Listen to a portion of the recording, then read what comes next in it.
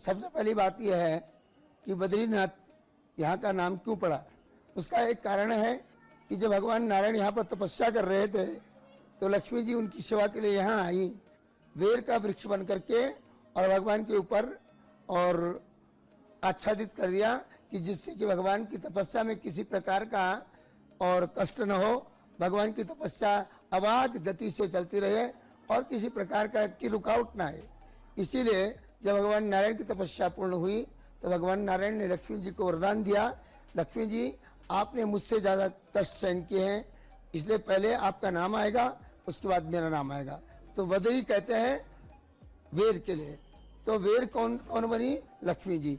तो बद्री बनी लक्ष्मी, उनकी नाथ बनी बद्रीनाथ। तो बद्री के जो नाथ हैं, लक्ष्मी के जो नाथ हैं, वही भगवान बद्रीनाथ हैं। एक कल्प तक भगवान ने यहाँ पर तपस्या की और उसके बाद भगवान यहाँ पर सदा सर्वदा के लिए विराजमान रहे।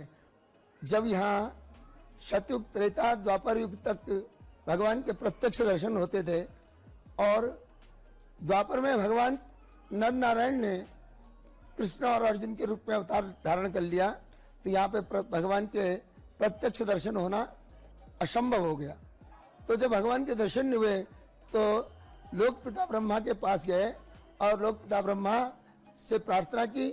लोक पिता ब्रह्मा ने यहाँ पर मूर्ति स्थापना की और कालांतर में वो मूर्ति प्रतिष्ठा नष्ट हुई।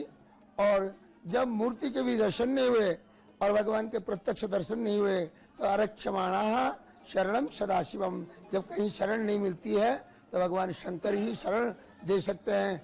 इस बात को सिद्ध करने के लिए सब लोग भगवान शंकर के पास गए और भगवान शंकर के चरणों में निवेदन किया और सारे देवताओं की, ब्रह्मादि देवताओं की प्रार्थना पर भगवान शंकर ही शंकराचार्य के रूप में अवतरित होकर के और 11 वर्ष की अवस्था में यहाँ आकर के उन्होंने अपनी दिव्य दृष्टि के द्वारा जो भगवान की प्रतिमा और नारद कुंड में अवस्थित थी उसको लोक कल्याण के लिए और पुनः यहाँ पर स्थापित किया।